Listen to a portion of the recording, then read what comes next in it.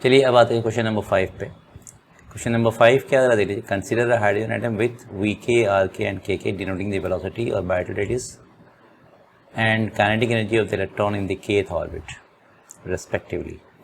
The electron undergo the transition, खैर nth orbit में है, ट्रांजिट कर रहा है वो, and emitting radiation corresponding to the Lyman series. तो लाइमैन सीरीज में होता क्या है बताइए आपको।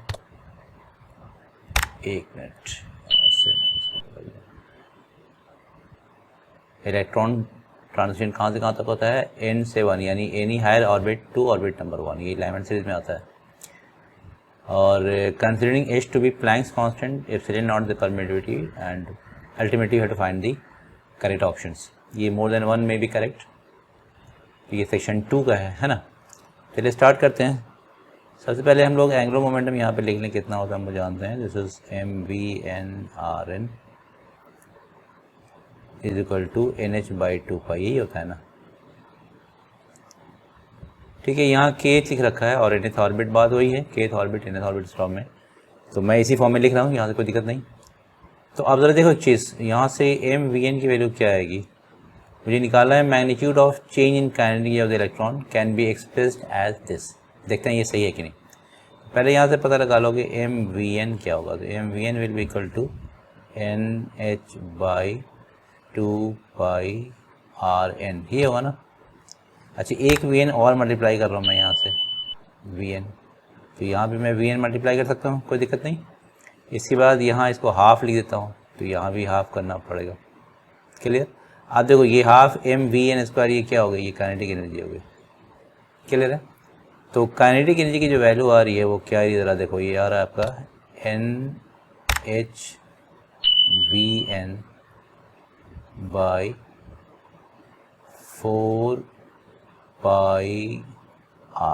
ये है ना। अब मुझे डेल्टा के चाहिए, तो डेल्टा के क्या हो रहा है देखो, इसमें कांस्टेंट क्या है, ये है आपका h/4π, बाकी तो नंबर पे डिपेंड कर रहा है। तो ट्रांजिशन में आएगा क्या, हायर ऑर्बिट से ऑर्बिट नंबर 1 पे आएगा लाइमैन सीरीज में। तो मैं यहाँ लिखूँगा NVN, n कोई भी हो सकता है, NVN/RN है ना, हायर ऑर्बिट का। और फर्स्ट ऑर्बिट का कितना होगा, n की जगह 1 हो जाएगा और Vn की जगह V1 और ये Rn की जगह क्या हो जाएगा, R1। ये है फर्स्ट का, यानी डेल्टा के इतना होना चाहिए। मैच कर लो है या नहीं। तो डेल्टा कहते हैं देखो h/4π NVN/RN माइनस V1/R1, तो यानी A इज़ करेक्ट। ठीक है। अच्छा, एक चीज़ और आप जानते होंगे कि टोटल एनर्जी जो होती है एटम में वो क्या होता है, E इक्वल टू -k आता है ना। यानी जो एक्सप्रेशन डेल्टा के का आया है, जस्ट उसका अपोजिट एक्सप्रेशन डेल्टा E में आना चाहिए टोटल एनर्जी में। वो कितना होना चाहिए, ये होना चाहिए h/4π, माइनस साइन की वजह से मैं लिखा रहा हूँ यहाँ पे, और यहाँ क्या कर दूँ उल्टा हो जाएगा, यानी V1/R1 है ना, क्योंकि ये माइनस साइन यहाँ लगा हुआ है, हम जानते हैं इसको, इसका उलट जाएगा। And this is -NVN by कितना हो जाएगा, RN। ये होना चाहिए चेंज इन टोटल एनर्जी। अब जरा देखो इसको, मैग्नीट्यूड ऑफ, हालांकि मैग्नीट्यूड भी लिख सकते हैं, मैग्नीट्यूड में दोनों जगह मैग्नीट्यूड की बात कर रहा है, तो that you have to take care of के मैग्नीट्यूड में आप साइन इधर उधर भी कर सकते हैं, कोई दिक्कत नहीं। तो magnitude of change in total energy of the electron can be expressed as this. अब देखो क्या वैल्यू, यहाँ h/4π है जो करेक्ट आंसर है, और यहाँ h/2π है, बाकी अंदर तो वही है, सेम आ रहा है, राइट। यानी इसका एक्सप्रेशन और इसका एक्सप्रेशन सेम ही होना चाहिए मैग्नीट्यूड वाइज अगर हम देखेंगे तो, और ऐसे जाहिर बात है साइन का डिफरेंस है, तो ये चीज़ गलत हो गई। यहाँ पे 2π की जगह अगर 4π होता तो ये ऑप्शन भी सही हो जाता, तो this option is wrong. Clear है। अब आइए इसको लिखते हैं, फ्रीक्वेंसी वाला बाद में देखेंगे। इधर फ्रीक्वेंसी में देखो क्या होने जा रहा है। हम लोग जानते हैं कि जो एटम में जो फोर्स लगता है, यानी न्यूक्लियस में जो प्रोटॉन होता है और इलेक्ट्रॉन के बीच का जो फोर्स लगता है, तो यहाँ हाइड्रोजन एटम की बात हो रही है, तो प्रोटॉन और इलेक्ट्रॉन के बीच का जो फोर्स होगा, मैग्नीट्यूड में लिख रहा हूँ, ये होता है 1/4πε0 Q1 Q2/r², तो मैं RN² लिख रहा हूँ। और ये होता है सेंट्रल फोर्स का काम करता है ये, तो mvn²/RN, mv²/r, तो एक r तो कैंसिल होगा यहाँ से। क्लियर है बिल्कुल। तो यहाँ से देखो, अब देखो ये क्या है, mv², अगर मैं इसको हाफ से मल्टीप्लाई कर दूँ तो यहाँ भी हाफ आ जाएगा, और यही काइनेटिक एनर्जी है। ठीक है, राइट। और हम जानते हैं कि जस्ट साइन का चेंज होता है, तो मैं इसको मैग्नीट्यूड वाइज ई ही ले रहा हूँ, टोटल एनर्जी। तो यहाँ से ज़रा देखो कि ई की वैल्यू हमारे पास क्या आ जाएगी। ई इज इक्वल टू कितना आ रहा था, देखो this is equal to e square by 2 into 4 8 pi epsilon naught r n, ये आ रहा है ना। और ये ई होता है एच न्यू। क्लियर बिल्कुल। तो जो न्यू की वैल्यू आएगी हमारे पास, न्यू ज़रा देखो क्या आ रहा है, न्यू आ रहा है यानी फ्रीक्वेंसी की बात मैं कर रहा हूँ। तो this is coming out to be e square by 8 pi epsilon naught, और ये एच नीचे आ जाएगा और ये रहा आर एन। ठीक है। तो जो अब ये जाहिर बात है कि ये जब इलेक्ट्रॉन ट्रांजिशन होगा तो उसके हिसाब से मैं यहाँ जो वैल्यू करेंगे, असल में होता है क्या, देखो ये ई इक्वल टू एच नहीं होता है, ये बेसिकली होता है delta e is equal to h nu. तो कन्फ्यूजन नहीं होना चाहिए, राइट। तो डेल्टा ई की वैल्यू जो मैं लिखूँगा यहाँ से, वहाँ से न्यू की वैल्यू जो आनी चाहिए बेसिकली वो क्या आना चाहिए, जो कांस्टेंट है बाहर निकाल लो, e square by 8 pi epsilon naught h, और ये क्या हो जाएगा 1 बाई, ठीक है ना, 1 by r one minus 1 by r n, या 1 by r n minus 1 by r one. जाहिर बात है कि फ्रीक्वेंसी पॉजिटिव होना चाहिए हर हाल में। तो ये आर वन की वैल्यू आर एन से जाहिर बात है कम है, तो ये वैल्यू बड़ी हो जाएगी, तो है ना, हम जानते हैं ये चीज़। तो ये डिनोमिनेटर छोटा हो तो ये बड़ा हो जाएगा, तो इस हिसाब से बिगर माइनस स्मॉल हो तो ये वैल्यू पॉजिटिव आ जाएगी आपको। तो देखो मैच करो ये है कि नहीं, e square by 8 pi epsilon naught h, e square by 8 pi epsilon naught h, 1 by r one minus 1 by r n, क्योंकि यही चीज़ वेरी कर रही है और ये 1 बाई आर में है। तो यहाँ से न्यू की वैल्यू यानी सी भी सही है। अब हम आते हैं इस पे कि magnitude of D Broglie wavelength क्या होता है, ज़रा देखो क्या होता है। लैम्डा इज इक्वल टू होता है एच बाई एम वी, यही होता है ना। अब हम ज़रा सा यहाँ से चेक कर लेते हैं कि k की वैल्यू हमारे पास क्या आई थी, ये आया था हमारे पास, है ना, एक यहीं से लेता हूँ मैं। तो k इज इक्वल टू कितना आ रहा है हमारे पास, नहीं एक चीज़ और आई थी ना हमारे पास, कहाँ आया था वो,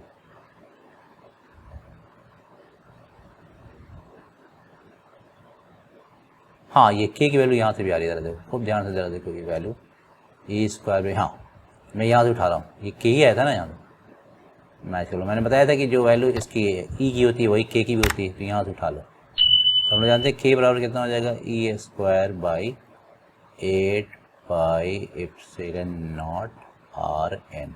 क्लियर बिल्कुल, यहाँ से यही वैल्यू आ रही है।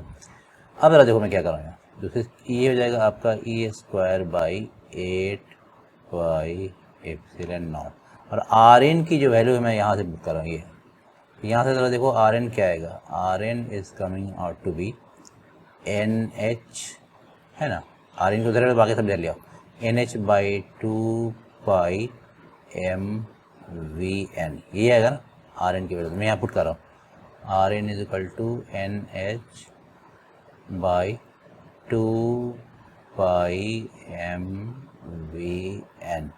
अब देखो ये 2 पाई से ये 4 से 5 पे कैंसिल, 4 बचेगा। अब यहाँ से देखो मैं क्या कर रहा हूँ, ये h है ये इधर ले आऊँ मैं ऊपर, और एम भी नीचे आ जाएगा, तो मैं ले जा रहा हूँ लेफ्ट साइड में, देखो h चला जाएगा ऊपर और एम भी मैं ला रहा हूँ नीचे, है कि नहीं। तो राइट साइड में क्या बचेगा, ज़रा देखो ये हो जाएगा ई स्क्वायर, तो ऊपर है ही, और ऊपर कुछ नहीं बचा, नीचे बचेगा k भी नीचे आ जाएगा, और नीचे और क्या है 4 pi epsilon naught into n, ये है ना। तो अब ये मुझे इसका ये लैम्डा की वैल्यू होती है, इसमें कांस्टेंट क्या है, ये पूरे चीज़ तो कांस्टेंट है। तो ज़रा देखो और क्या है, सॉरी k मैं छूट गया ना, ये k भी नीचे जाएगा ना यहाँ से, दिस इज़ एन के, ये वैल्यू आ रही है, राइट। तो डेल्टा लैम्डा जो आएगा वो क्या आएगा, हम पूछा क्या है, magnitude of change in de Broglie wavelength. Delta lambda will be जो कांस्टेंट है, बाहर निकाल लो, e square by 4 pi epsilon naught, ये तो कांस्टेंट है, राइट। इसके बाद क्या होगा 1 बाई ये आएगा एन के एन, और जो लोएस्ट ऑर्बिट है उसके लिए क्या हो जाएगा 1 बाई एन की जगह 1 और k हो जाएगा k1। तो ये एक्सप्रेशन आना चाहिए डेल्टा लैम्डा का, change of D Broglie wavelength. तो इसमें ऑलमोस्ट है, लेकिन देखो फर्क सिर्फ जो डिफरेंस है वो क्या है, यहाँ पे सिर्फ के एन दे रखा है। अगर यहाँ एन होता तो ये सही हो जाता, एन के एन माइनस 1/k1। सो चूँकि एन के एन नहीं है तो ये आपका रॉन्ग हो गया। तो आंसर इज़ ए एंड सी जो यहाँ दे रखा है, ठीक है ना। तो क्लियर है बिल्कुल। अब देखिए इस क्वेश्चन में क्या है, क्वेश्चन नंबर 6 से बेसिकली सेक्शन 2 का क्वेश्चन नंबर 2 आप ये जो कह सकते हैं क्वेश्चन नंबर 6 में लिख दे रहा हूँ।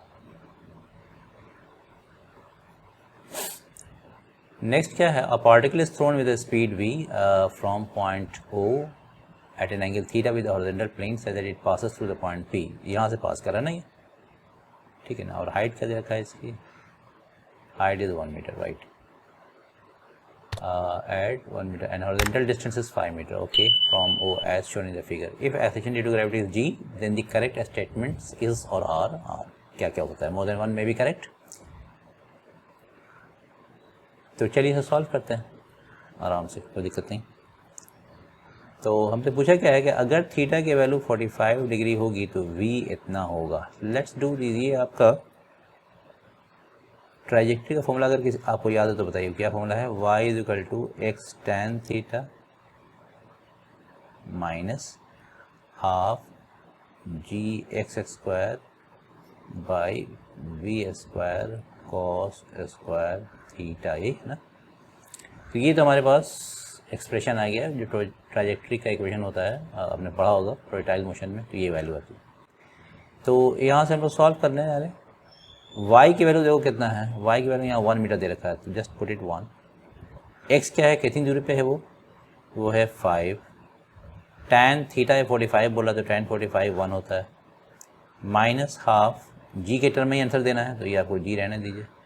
एक्स स्क्वायर यानी 5 का स्क्वायर, x की वैल्यू यहाँ 5 है तो 5 का स्क्वायर, v की ही वैल्यू निकालनी तो v रहने दो, and cos square theta, cos 45 कितना होता है 1/√2 है ना। तो स्क्वायर हो जाएगा 1/2, तो ये 1 यहाँ आएगा, 2 ऊपर चला जाएगा, तो ये 2 और ये 2 कैंसिल, ठीक है। तो अब इस पूरे को इधर ले आओ तो ये हो जाएगा 25g/v स्क्वायर, इसको मैं लेफ्ट साइड ले आ रहा हूँ, तो 25g/v स्क्वायर, राइट साइड में क्या बचा, ये 5 × 1 5 और 1 इधर आके -1, तो 5 - 1 इज 4। क्लियर बिल्कुल। तो वी स्क्वायर की वैल्यू, अच्छा अब ये क्या करो, वी स्क्वायर दे लो, 4 नीचे ले जाओ तो ये हो जाएगा 25g, ये 4 नीचे आ जाएगा by 4 is equal to v square. तो यहाँ से v की वैल्यू क्या आ रही है, 25 का स्क्वायर रूट 5, 4 का स्क्वायर रूट 2 और ये g ऐसे बच जाएगा।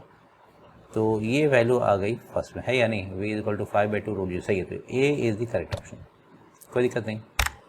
इसके बाद कह रहा है कि if theta is equal to 45 degree the particle reaches its maximum height before it reaches P. तो एक चीज़ ज़रा देखो कि अगर थीटा 45 डिग्री होता है तो रेंज वैसे ही मैक्सिमम होता है। रेंज का फॉर्मूला होता है क्या, u square sine 2 theta by g, यही होता है ना। तो अगर थीटा 45 हो जाए तो ये साइन 90 हो गया, साइन 90 इज़ 1, तो ये हो जाएगा यू स्क्वायर बाई जी, और यहाँ u इसके बराबर है। अगर 45 के केस में u यही है ना, जिसको यूज़ कर लेता हूँ मैं, तो यू स्क्वायर का मतलब हो जाएगा 25g/4। देखो यू स्क्वायर की वैल्यू यहाँ दे रखा था ना, this is you square 25g/4, ठीक है। और डिवाइड बाई ये वाला g, ये g यहाँ लग दिया हमने, ये कैंसिल हो गया। तो रेंज की वैल्यू कितनी आ रही है, 6.25 मीटर। तो 6.25 मीटर, ये 5 तो यहीं पर है, 6 पॉइंट कहीं यहाँ पे होगा, तो ये पूरा रेंज हो गया इस केस में 6। तो इसका आधा क्या होगा, आधा होगा कितना होगा, 3 हो गया ना। यानी मैक्सिमम हाइट पे जब वो पहुंचेगा, देखो the particle reaches its maximum height before it reaches P, क्योंकि मैक्सिमम हाइट पे जब पहुंचेगा, ये आपका रेंज है यहाँ पे, तो मैक्सिमम हाइट में कुछ ऐसे आ जाएगा, जो भी वैल्यू आएगी, है कि नहीं। तो मैक्सिमम हाइट कहाँ पे पहुँचेगा, 3 मीटर पे, और 3 मीटर 5 मीटर से कम है, यानी पी पहुँचने से पहले ही जो मैक्सिमम हाइट ये अचीव कर लेगा। यानी बी भी आपका सही है। अगर थीटा 45 डिग्री होगा तो उसके हिसाब से रेंज आपका इतना है, और इसका आधा 3 पॉइंट समथिंग है, 3.125 जो भी कह सकते हैं, यहाँ पे उसको मैक्सिमम हाइट वो अचीव कर लेगा बेसिकली, ठीक है। तो उससे पहले हो गया, यानी B is also correct. If theta is 30 degree the particle reaches its maximum height after reaching P. तो ये पॉसिबल नहीं है, क्योंकि जाहिर बात है कि जब थीटा 30 होगा इसको सॉल्व करने की ज़रूरत नहीं है, तो रेंज इससे कम ही होगा, है ये तो मैक्सिमम रेंज है ना, 45 डिग्री पे रेंज मैक्सिमम होता है, थीटा 30 डिग्री होता है, रेंज इससे कम हो गया यानी इससे कम ही होगा, और मैक्सिमम हाइट उसका भी हाफ, यानी इससे भी पहले अचीव कर लेगा वो, तो उस केस में भी पी से पहले ही अचीव करेगा, लेकिन ये बोल रहा है reach its maximum after reaching P, तो ये रॉन्ग है। And theta is equal to tan inverse 1/5 then v is equal to इतना। तो अब इसके हिसाब से सॉल्व करो, यहाँ पे tan थीटा की वैल्यू यहाँ की दे रखा है, इस केस में tan थीटा की वैल्यू दे रखा है 1/5, ठीक है ना। तो मैं देखो d वाला सॉल्व कर रहा हूँ, tan थीटा अगर मैं 1/5 ले लूँ तो आसानी के लिए मैं इसको बना देता हूँ, ये थीटा है, ये 1 है, ये 5, तो ये कितना आ जाएगा ज़रा बताओ, पाइथागोरस थ्योरम यूज़ करो, ये हो जाएगा √26, क्लियर है बिल्कुल। यानी हमारे पास cos थीटा की वैल्यू आ जाएगी 5/√20। आप पूछोगे ये क्यों कर रहे हैं सर, देखो असल में फिर मुझे यही यूज़ करना था, इसमें cos स्क्वायर थीटा की वैल्यू आ रही है, ट्राजेक्ट्री इक्वेशन यूज़ कर रहा है, तो क्या है सेम केस में अगर इस थीटा पे फेंका जाएगा, if theta is this then v is going to be this, ठीक है। तो y is equal to x tan theta minus half g x square by v square cos square theta.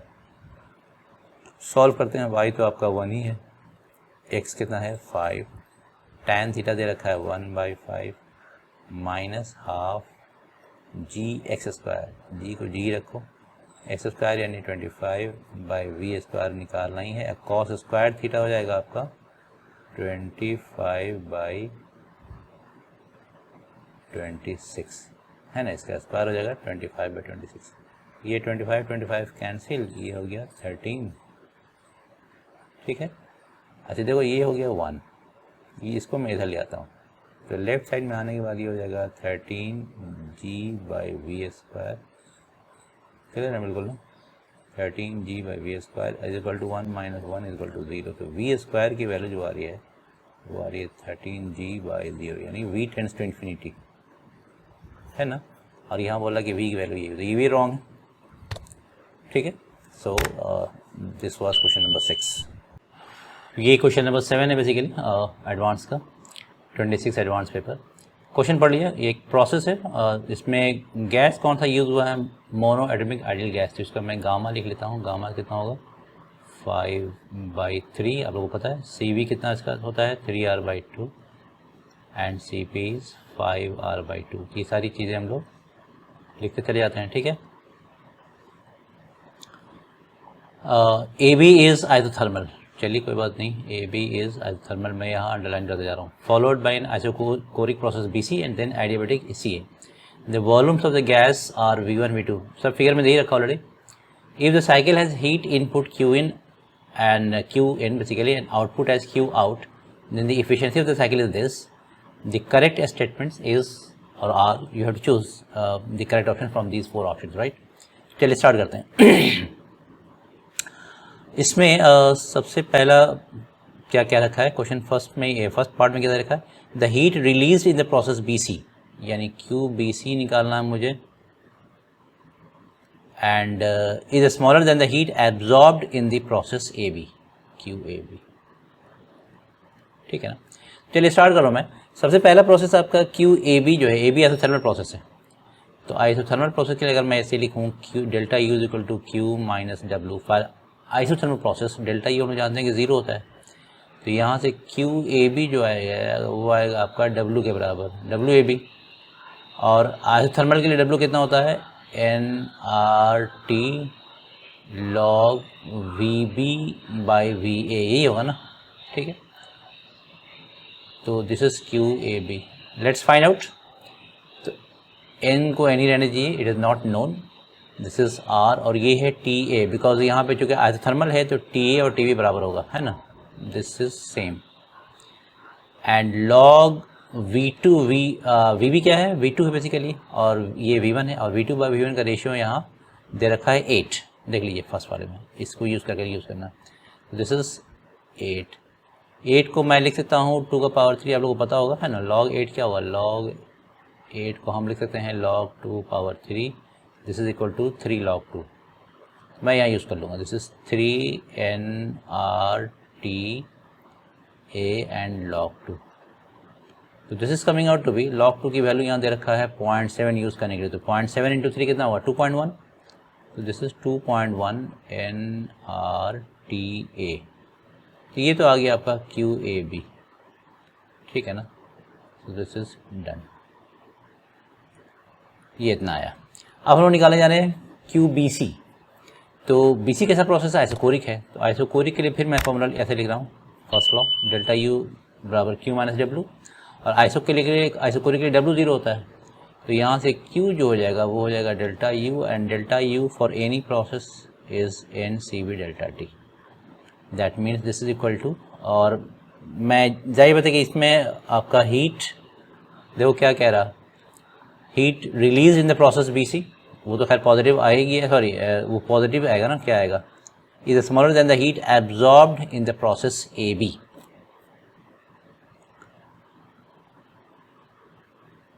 और ठीक है, log V2 बाई V1 यहाँ से आ गया, clear है बिल्कुल। हाँ ठीक है, लेट्स फाइंड आउट दिस। तो NCV डेल्टा T ज़रा देखो क्या, ये N है और CV यहाँ दे लिख रखा है हमने 3R/2, just write down 3R/2, और डेल्टा T क्या होगा, delta T will be equal to TC minus TB। अब मुझे ये निकालना होगा, और हम जानते हैं कि TB जो है वो TA के बराबर है, यहाँ देख लीजिए, तो वी विल राइट डाउन, पहले TC निकालते हैं क्या होता है। तो TB TC ये प्रोसेस कैसा है बताइए, आइसोकोरिक है, और ये वाला जो प्रोसेस है ये एडियाबेटिक है, ये मुझे पता है, दिस इज एडियाबेटिक राइट। तो मैं इसके लिए जो एडियाबेटिक का इक्वेशन होता है वो अप्लाई करने जा रहा हूँ, this is TC/VC gamma minus 1 is equal to TA/VA gamma minus 1, कर सकता हूँ मैं। तो ज़रा देखो यहाँ से ये लिख सकता हूँ मैं TC/VC/VA gamma minus 1 is equal to TA right, और TC निकालता हूँ VC/VA यानी V2/V1 है ना, VC/VA जो है वो क्या है बेसिकली, वो V2/V1 ही है, और V2/V1 का वैल्यू यहाँ दे रखा है 8, तो मैं यहाँ लिखूँगा दिस इज 8, और गामा माइनस 1 का मतलब 5/3 माइनस 1, देखो गामा ये लिख रखा है ना 5/3, तो यहाँ से TA की वैल्यू क्या आएगी, दिस इज TC 8 का पावर 5/3 माइनस 1 कितना होगा बताओ, 5 माइनस 3 2/3, तो this is equal to TC 8 का स्क्वायर करो तो 64 आ जाएगा, इसका 1/3 करोगे तो 4 आ जाएगा, यानी 4TC बराबर TA। ये रिलेशन है TA और TC में, है कि नहीं। तो देखो यहाँ एक शायद ऑप्शन में दे रखा है कि व्हेन V2, ये पढ़ो सी वाला option, when V2 if V2/V1 is equal to 8 then temperature of the gas at A पे जो टेम्परेचर है it is 4 time the temperature at C, तो ये सही है बिल्कुल, तो यानी C is the correct option. ठीक है, यहीं पे एक चीज़ और निकाल लो, प्रेशर भी निकाल लेते हैं। V2/V1 अगर 8 है तो pressure of the gas at A is 4 time the pressure of the gas eight B, है ना। A और B की बात करो तो A और B हम लोग जानते हैं कि प्रोसेस कैसा है, तो थर्मल प्रोसेस है। आज थर्मल प्रोसेस के लिए हम लोग यूज़ क्या करते हैं, PA/VA is equal to PB/BB, कर सकता हूँ मैं, ठीक है ना। तो आपसे पूछा गया है प्रेशर, सॉरी ये है ना, pressure of the gas at A यानी PA निकालना है, इज इक्वल टू PB/VA,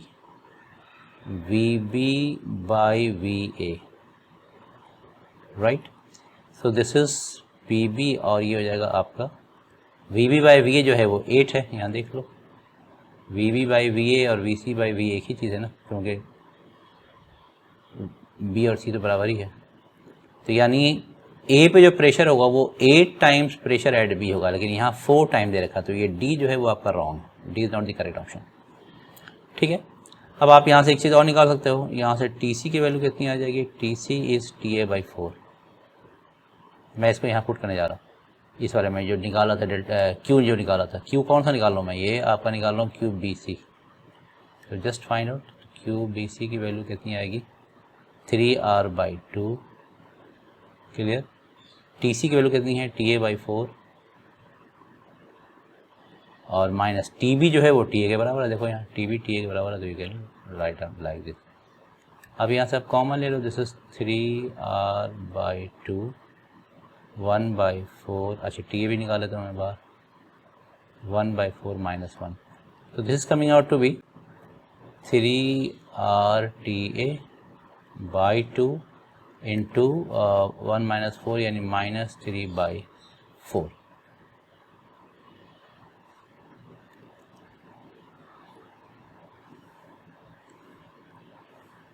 ठीक है ना, तो लेट्स फाइंड आउट दिस, ये कितना आ जाएगा आपका, ये आ जाएगा -9/8 RTA, which is coming out to be 1.1 RTA, NRT है ना, NCV डेल्टा टी होता है, एन यहाँ मिस कर गया हर जगह, तो आप जगह अप्लाई कर लीजिए NRTA। क्लियर बिल्कुल। अब ज़रा देखो कि AB का जो वैल्यू है वो BC से ज़्यादा है, तो यहाँ देखो, या आप कह सकते हैं कि BC का जो आपका हीट आ रहा है वो AB से कम है, तो heat in process BC is smaller than heat absorbed in the process AB, है बिल्कुल सही है, यही आया अभी हमारा, तो ये सही है आपका। ठीक है, अब इसके बाद लास्ट में बोल रहा है कि for a given value of V2/V1 eta does not depend on the temperature of the isothermal process, तो इसके लिए मुझे सॉल्व करना होगा।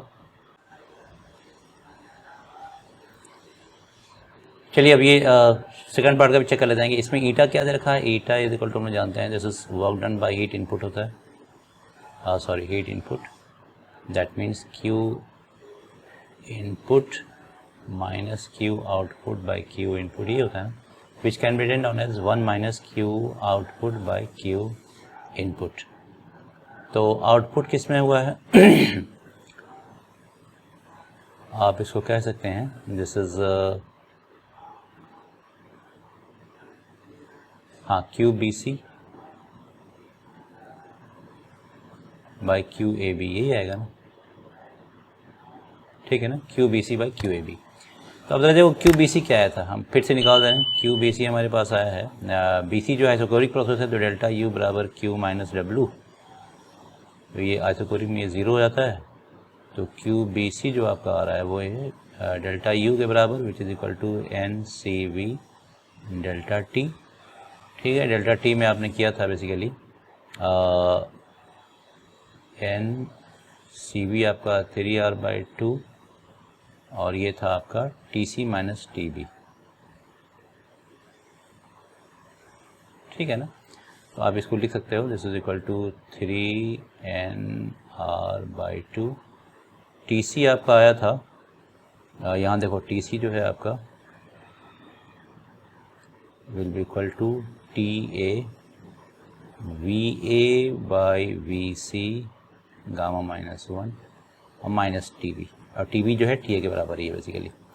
तो यहाँ से देखो क्या आ रहा है, हम अगर 3NR/2 इंटू TA बाहर निकाल लो, ये वैल्यू आ जाएगी VA/VC, यानी VA कितना है आपका, VA V1 है, V1/V2 गामा -1 और ये -1, ठीक है, ये हो गया QBC। और QAB क्या था AB जो आपका आइसोथर्मल है, आइसोथर्मल के लिए क्या लिखते हैं हम लोग, डेल्टा U बराबर Q - W।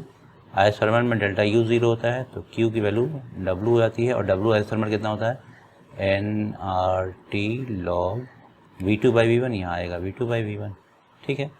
तो बेसिकली जब हम यहाँ ईटा निकाल रहे हैं तो देखो क्या आने जा रहा है, 1 - QBC, ये वैल्यू कुछ है यहाँ पे 3NRTA/2 V1/V2 गामा -1 और डिवाइडेड बाई QAB जो है आपका, ये वैल्यू आ रही है NRT log V2/V1, NRT log V2/V1।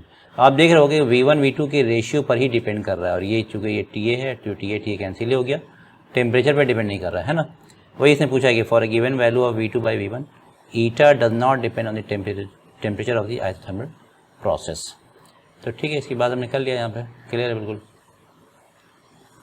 ये टेम्परेचर पर डिपेंड नहीं कर रहा है, जस्ट समझना की बात। तो ये क्वेश्चन आपका हो गया। ये क्वेश्चन नंबर 8 है जेईई एडवांस 2026 का, पेपर 1 सेक्शन 2 बेसिकली। तो ये क्वेश्चन क्या कह रहा है? क्वेश्चन कह रहा है कि electric field associated with an electromagnetic wave, मैं फिर से पढ़ूँ, ये क्वेश्चन नंबर 8 है बेसिकली सेक्शन 2 का 4th क्वेश्चन पेपर 1 का, जेईई एडवांस 2026। तो just read out the question. The electric field associated with an electromagnetic wave travelling in vacuum is given by this. तो मैं इसको लिख लेता हूँ यहाँ पे कहीं पे कि आपके पास ई नॉट की वैल्यू ई बराबर कितना दे रखा है, फील्ड वेक्टर आपका है this is equal to e naught sine 3y plus 4z plus omega t, और फील्ड इलेक्ट्रिक फील्ड का ऑसिलेशन किधर है, आई डायरेक्शन में, where omega is the angular frequency, all quantities are in SI units, the correct statements about this wave is or are, more than one option में भी correct, speed of light यहाँ दे रखा है। तो देखो सबसे पहली बात इसमें फर्स्ट ऑप्शन में क्या दे रखा है, the wave is travelling in this direction निकालना है। तो एक चीज़ समझ लो, अगर हमारे पास ई बराबर ऐसा रहता है, ई बराबर ई naught sine k x minus omega T, तो इसमें डायरेक्शन होता है प्लस एक्स के लॉन्ग, है ना, यानी अगर यहाँ माइनस साइन है तो यहाँ आएगा प्लस एक्स में, जो यहाँ रहेगा इसके साथ उसके अपोजिट। और अगर मैं इक्वेशन ऐसा लिख लूँ, e is equal to e naught sine k x plus omega t अगर होगा ये, ठीक है, तो इस केस में जो डायरेक्शन होता है ट्रैवलिंग का वो होता है माइनस एक्स। क्लियर? तो अब ज़रा देखो यहाँ पे क्या है, प्लस ही है, तो यानी क्या होगा कि ओमेगा टी के अलावा जो कुछ इधर आ रहा है उसका डायरेक्शन इसके अपोजिट में जाएगा। वेव का जो डायरेक्शन है वो किधर ट्रैवल कर रहा है, इसके अपोजिट में, ठीक है, प्लस साइन में अपोजिट और निगेटिव में इसका अपोजिट, ठीक है। तो यानी निगेटिव अगर यहाँ पे साइन है ओमेगा टी, और एक चीज़ तो आपने पढ़ा होगा वेव में ना, अगर ये दोनों साइन अपोजिट होता है तो wave will be travelling around plus x axis, अगर यहाँ एक्स मेंशन है तो, और अगर ये दोनों सेम साइन का होता है तो the wave would be travelling along negative x axis. तो यहाँ ज़रा देखो यहाँ प्लस साइन है, तो दैट मीन्स कि जो वेव का डायरेक्शन है वो इस वेक्टर के अपोजिट है, ठीक है, और उसका मुझे सिर्फ डायरेक्शन निकालना है तो इसका यूनिट वेक्टर चाहिए इसके अपोजिट में। तो डायरेक्शन ऑफ वेव क्या है, मैं लिख दूँ direction of wave is equal to, देखो इस ये वाला केस है प्लस वाला, यहाँ पे प्लस है यहाँ पे, तो इसका अपोजिट में होगा, मैं क्या लिखूँगा, कितना आ रहा है माइनस 3y, यानी आप उसको लिख सकते हो 3j, और प्लस 4z है तो उसको आप k लिख सकते हो। ये तो वेक्टर हो गया, लेकिन मुझे सिर्फ डायरेक्शन चाहिए तो इसका यूनिट वेक्टर निकालना होगा। यूनिट वेक्टर कैसे निकालते हैं, इसके मैग्नीट्यूड से डिवाइड कर दो तो ये हो जाएगा। तो the answer should be -1/5 3j plus 4k, और यही पहला आंसर भी है, तो ए तो करेक्ट हो गया आपका, ए इज द करेक्ट ऑप्शन, ठीक है। अब आइए, the magnitude of wave vector is, तो वेव वेक्टर जो है वो क्या है हमारे पास, ये है, ये वेव वेक्टर आपका, ठीक है ना। तो इसका मैग्नीट्यूड क्या होगा हम लोग जानते हैं, इसका मैग्नीट्यूड कितना होगा, √3² प्लस 4² यानी 5 मीटर इनवर्स आना चाहिए, लेकिन यहाँ 0.5 दे रखा है तो दिस इज रॉन्ग, ठीक है। The value of omega is, omega क्या होता है हम जानते हैं, ओमेगा इज इक्वल टू होता है ck, c आपको दे रखा है स्पीड ऑफ लाइट 3 × 10⁸ मीटर पर सेकेंड, और k है, यही वैल्यू k है आपकी, k आपका आया है 5, ठीक है। तो ये वैल्यू कितनी आ जाएगी, 3 5 15 × 10⁸ है या नहीं, अच्छा यहाँ 1.5 दे रखा, तो इसको आप ऐसे कर लो 1.5 × 10⁹, तो सही है, तो यानी सी इज़ द करेक्ट आंसर। अब आप ये देख लो ये कैसे निकालेंगे, इसमें थोड़ा ध्यान देना, हम इसको सॉल्व करने जा रहे हैं। इसके पहले मुझे ये इरेज करना होगा, लेट्स इरेज इट।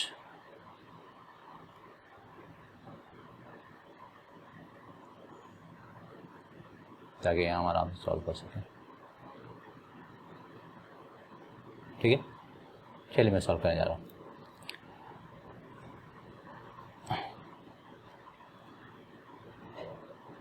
के कितना आया था याद रखिएगा, के इज कमिंग टू बी 5। अब देखिए इसमें क्या है, the magnetic field associated with this wave is, तो बी का निकालने का जो तरीका होता है वो याद रखिएगा, this is equal to 1/c² vector c cross e, ये होता है। अब जरा देखो सॉल्व करते हैं। तो दिस इज़ 1/c² तो हो गया। वेक्टर सी क्या है? वेक्टर सी है magnitude of C and the direction of wave. Direction of wave क्या था? सिर्फ direction of wave. Direction of wave यहाँ दे रखा है, this is the direction of wave, जो फर्स्ट वाला है। यहाँ मैं लिखूँगा सी, नीचे 5 आ गया, माइनस साइन, यानी ऐसे लिखूँगा -1/5 एंड 3j + 4k, ठीक है। इंटू ये हो गया क्रॉस वेक्टर। इसके बाद ई वेक्टर जो है वो जो दे रखा है वो यूज़ कर लीजिए। तो ई वेक्टर यहाँ पे है, equal to E0 sign, sign के बाद जो कुछ है लिख डालेंगे हम यहाँ पे, है ना, साइन इतना i कैप, ये है हमारे पास। क्लियर है? अब इसे सॉल्व करना है। तो एक सी तो यहाँ से ऐसे ही कैंसिल हो जाएगा, और क्या आएगा ज़रा देखो, ये आ जाएगा -1/5c, माइनस साइन बाहर निकाल लिया। अब जरा देखो क्रॉस, अच्छा ई भी लिख ही देता हूँ मैं, E0/5 से E0 भी बाहर निकाल लिया हमने, और बल्कि साइन भी लिख लेता हूँ, E0 साइन क्या है हमारे पास 3y + 4z + ωt। क्लियर है? अब हमको वेक्टर प्रोडक्ट ले लेना है। तो 3j क्रॉस i ये हो जाएगा -3k and 4k + i, this is 4j। This is equal to, अब देखो मैं अगर माइनस को अंदर ले जाऊँ तो यहाँ पर मैं लिखूँगा E0/5c sign 3y + 4z + ωt, ठीक है। और यहाँ क्या आएगा, माइनस, यहाँ आ जाएगा माइनस, ये हो जाएगा 4j, राइट। और ये वेक्टर आपका हो गया magnetic field vector. So this is the answer. अब चेक कर लो है या नहीं। पहली बात कि E0/5c है ही नहीं, तो ऐसे ही रॉन्ग हो गया, इसको हटा दो। बाकी तो सब कुछ सही है। यहाँ भी 4j - 3k है, नहीं ये भी डायरेक्शन भी रॉन्ग ही दे रखा है। So anyways this is the answer. तो हमारे पास कौन कौन सा ऑप्शन आ गया, A and C are the correct answer. तो यहाँ पे था आपका A एंड C, ठीक है।